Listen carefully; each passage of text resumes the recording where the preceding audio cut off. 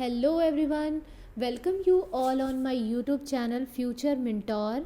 In this video, we are going to discuss about the MCQs based on Kohlberg's theory of moral development. इस video में हम Kohlberg's theory of moral development से related MCQs को करने जा रहे हैं, स्पेशली उन MCQs को जो कि सीटेट एग्ज़ाम में पूछे गए हैं। तो आइए हम क्वेश्चंस को देखते हैं। First question is how many main stages of moral development are there. नैतिक विकास के कितने प्रमुख चरण हैं? Options are 1, 3, 6 and 7. So the correct answer would be what? Option number C, 6 नैतिक 6 जो है वो स्टेजेस हैं, ठीक है ना।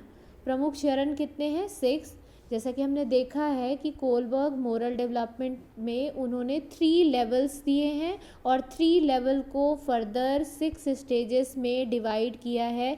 हर एक लेवल में 2 स्टेज की बात उन्होंने की है।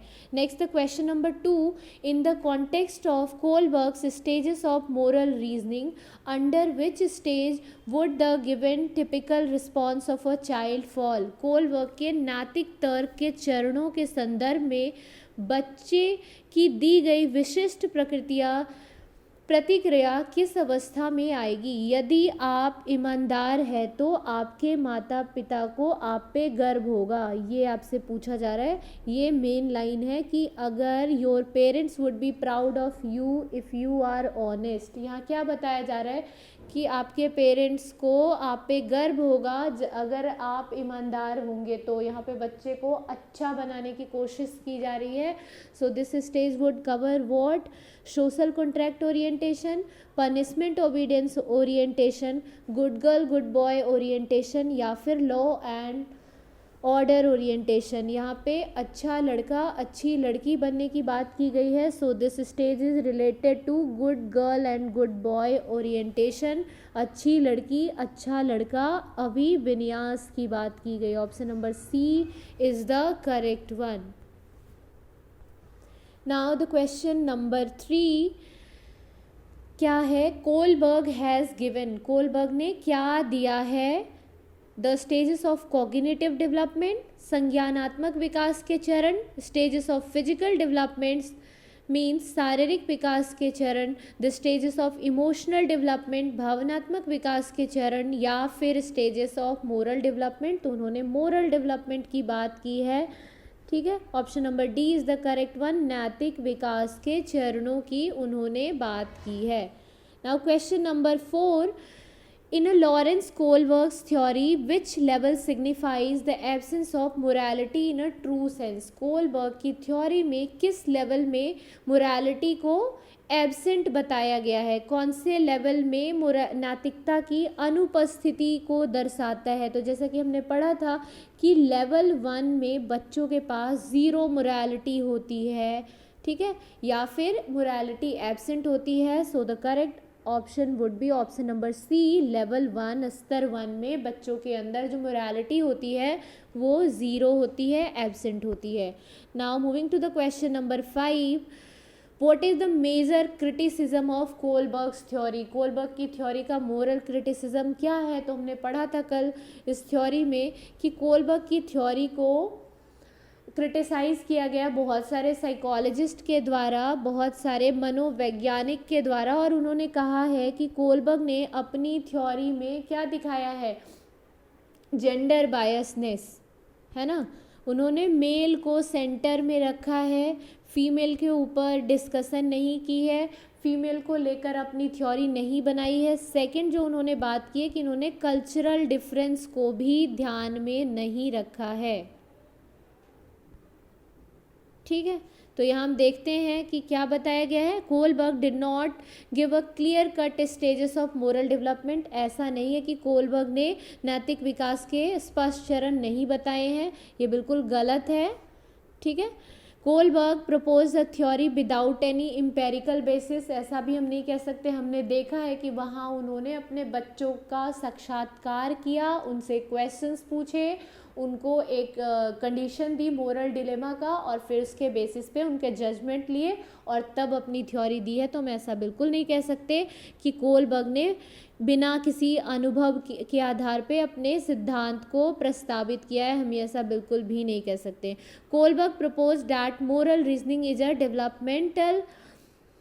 नेक्स्ट क्या है, Kohlberg did not account for cultural differences in a moral reasoning of a man and women. ये बिल्कुल सही है, उन्होंने कल्चरल डिफरेंस, कोलबर्ग ने पुरुष और महिलाओं के नैतिक तर्क में सांस्कृतिक अंतर का हिसाब नहीं दिया है। ये बिल्कुल सही है, ठीक है, यही इनकी क्रिटिसिज्म है थ्योरी की।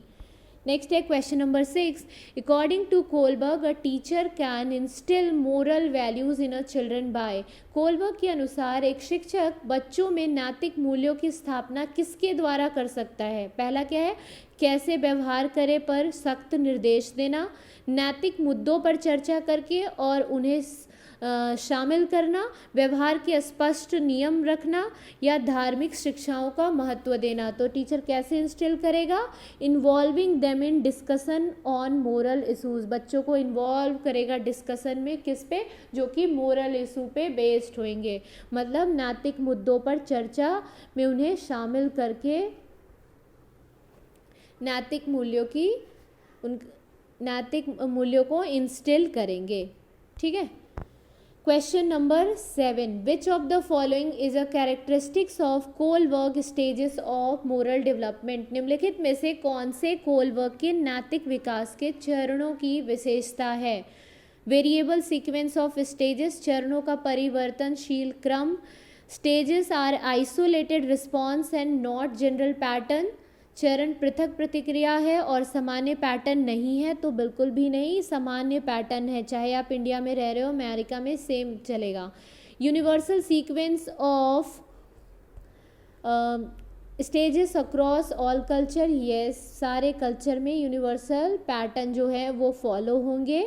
स्टेजेस प्रपोज्ड इन हेरारिक मैनर, एक हेरारिकल मैनर में प्रपोज्ड किया गया है, ठीक है। तो आपसे क्या पूछा जा रहा है कि क्या बात की गई है, तो यहाँ जो है उन्होंने क्या बताया है कि universal sequence of stages across all culture, universal pattern को फॉलो करेगा किसी भी कल्चर में। So the option number C is the correct one. Now question number 8, a child reason you do this for me and I will do that for you.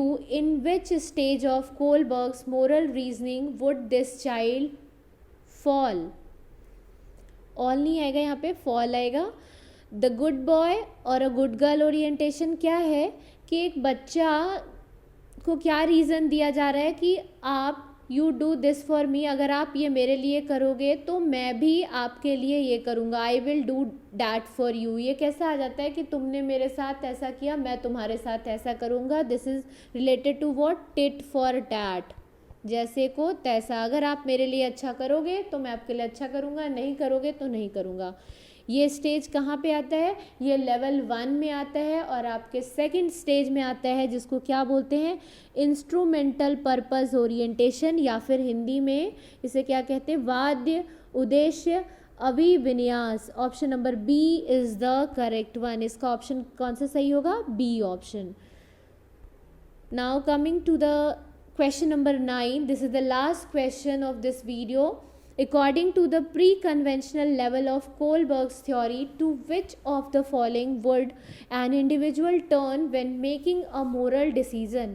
Kohlberg के सिद्धांत के पूर्व पारंपरिक स्तर के अनुसार नैतिक निर्णय लेते समय एक व्यक्ति निम्नलिखित में से किसकी ओर मुड़ेगा। अब आपको ध्यान में क्या रखना है कि ये बात जो की गई है किसकी की गई है, प्री कन्वेंशनल की। प्री कन्वेंशनल में हमने देखा है बच्चा कैसा होता है, एक तो फर्स्ट स्टेज में वो ओबीडियंस वर्सेस पनिशमेंट, मतलब आज्ञा मानता है जस्ट पनिशमेंट से बचने के लिए, और दूसरा हमने देखा है टिट फॉर टैट, जैसे को तैसा। तो यहाँ जो बात की गई है कि किसकी ओर मुड़ेगा, तो बच्चा जो है वो पोटेंशियल पनिशमेंट इन्वॉल्व की तरफ के बेसिस पे अपने मोरल डिसीजन लेगा, संभावित सजा शामिल।